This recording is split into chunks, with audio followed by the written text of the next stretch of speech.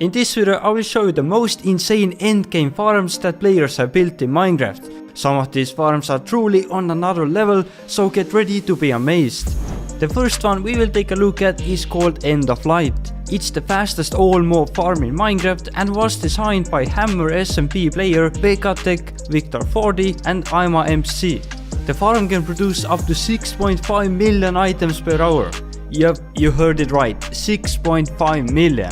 The key factors of the farm are light and update suppression. Using suppressed light allows you to have the portal light level at 0, which means that the portals won't emit any light and make it possible for the mobs to spawn. If you wanna know how the light suppression exactly works, then check out Vegatech's video where he explains all of that. It can also be used to light up your builds without using any light sources, and it looks like this. And with the update suppression, you're able to break the obsidian blocks without breaking the portal inside. This allows for the portals to be sliced like a cake, making the farm a lot more efficient and compact. Another interesting thing is the bat switch that is needed for this farm, since it spawns so many bats that they will just all fly around and eventually will crash the game. There's a lot more interesting stuff that goes into building such a farm, and if you wanna know more about this project, a link to the original creators will be down below in the description. Next up, let's take a look at the Dragon Slayer that can one-hit an Ender Dragon and instantly kill him. This one is designed by Fallen Breath and is as insane as it sounds. The basics of how the farm works is pretty easy actually. You shoot an arrow, the redstone system aligns the arrow and spawns a TNT. The TNT explodes, shooting the arrow down at an insane speed and killing the dragon with just one hit. The faster the arrow is, the more damage it does, and there are 12 TNT duping modules in this build, providing you 240 TNTs in each shot. So the arrow is moving pretty fast. I will quickly show you how to use this machine since it's that simple. First, place down the tree and crystals as usual, and use a piston to push the fourth one into place like this. Then go up into the machine and shoot an arrow right here. Now open this trapdoor and place down the fifth crystal. This will activate the farm as well as the dragon respawning cycle. And now just wait and enjoy the show. 3, 2, 1 and boom, the dragon is dead, and all it took was just one arrow and a pretty complex redstone cannon. If you wanna know more about this machine or download the words, then make sure to check out Fallen Breath's video down below. Next up we have a super fast spruce tree farm by Floppy Donkey. This one produces over 460,000 logs per hour. It uses a piston system to push the logs and remove the leaves once the tree has grown. After that the logs are transported into the blast chambers where the TNT tubers will blow them up. There are 10 different TNT explosion chambers to make sure that all the logs are destroyed. After building the farm, you will probably never cut down another tree with your own axe. The raids are just so good. A video with more information and a word download can be found in the description below. But now onto something even bigger and more insane, and that's the Voidcraft SMP Gold Farm.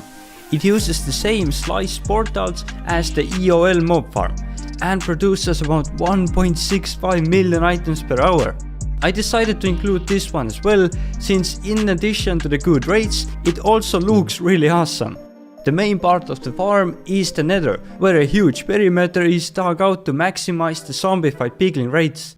And in the middle, there are the sliced portals, teleporting instantly all the piglins into the overworld where they are killed. One of the reasons why this farm is so effective is that it uses a TNT looting system, which basically means that the TNT has looting tree effect, and when blowing up the mobs, it gives us a lot more items.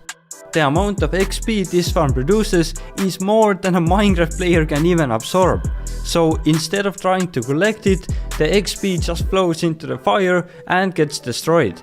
A bit of overkill farm, but still super awesome in my opinion. It definitely shows that it's possible to get much more than just 100,000 items per hour like most regular gold farms. Moving into the end, we have the cubic meters obsidian farm that produces around 240,000 obsidian per hour. It uses 40 wither cages to destroy the obsidian pillars generated when spawning a new dragon. When the obsidian pillar gets blown up, the respawn ritual is cancelled by pushing the end crystal away from the middle structure. After that, a new ritual starts and the obsidian pillar regenerates. It's a super cool technique and a lot better than farming the spawn platform, since with this method you can easily enter the end without messing up the farm and killing yourself accidentally. All you have to do to start this farm is flick this lever, go in here and hold down your right click with crystals in hand, and the farm starts to work. He even has a 600,000 version of this farm, so if you need a lot of obsidian, make sure to check out his video. Moving on, we have a single dimension wither skeleton farm called Viscay Pro, and it's designed by 4 really talented players. It's really a work of art that produces 1800 wither skulls per hour and can be switched between only being a wither skull farm to also being a fortress mob farm. The clock period of this farm can be easily changed between a lag-friendly farm and being as efficient as possible. With this farm everything has been thought through, so I could keep on talking about this for a long time. So if you want to know everything, make sure to check out the original creator's video. He explains everything over there and also has a word download. Let's take a look at this Guardian XP farm now, designed by IanX04. You might think that, well, that's not insane, but let me explain.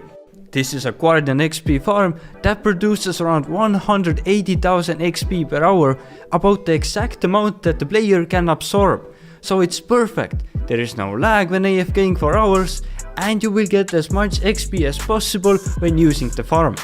The design is also super simple, just some bubble columns, portals and you're done.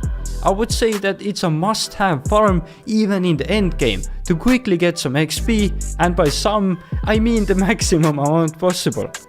IanX04 also has a build tutorial on it on his channel, so if you're interested, check it out below. Now this is something a bit more advanced, a stacking raid farm by Cowking. This farm produces around 380,000 items per hour and 200,000 of them are emeralds. Stacking raid farms are relatively new things in Minecraft. They work by shifting the raid center at least 96 blocks away from the player, allowing the player to hit the villager captain and quickly get a new bad omen and start a new raid. This means you are stacking the raids. The farm itself looks super cool when activated. There are 12 sorters and shulker box fillers in the collection area. Since this farm is so fast, it needs a massive collection area. Also a small nether side that kills the ravengers and some vex traps next to the farm to get rid of those. We have built this farm once and I would say the hardest part of building is the sorting and filling systems. They are quite compact and it takes a bit more time to understand them. But other than that, it's a super useful farm and I definitely recommend that you build one. Next up, let's take a look at a food farm that this user's friend built. A hoglin farm that produces over 1 million items per hour. It uses the same slice portal technique that we have taken a look at before. And it's crazy how small but efficient this farm is. And apparently a version 2.0 is on the way. Those damn suppressed portals, they are so OP. Let's talk about iron farms now. We ourselves have built a pretty big one in our server and also made a video about it. The thing with iron farms is that villagers are only able to spawn golems once every 35 seconds. So a single cell iron farm can produce around 400 iron per hour maximum. The easiest way to scale up your iron farms is to just build more cells and with more villagers. But our farm doesn't even come close to what other players have done. For example, this iron farm that Reddit user Elias Poor did produces around 100,000 iron per hour, and I'm sure there are even bigger iron farms that we don't know about. I hope this gives you a bit of inspiration and you learned something new. But thanks for watching, see ya!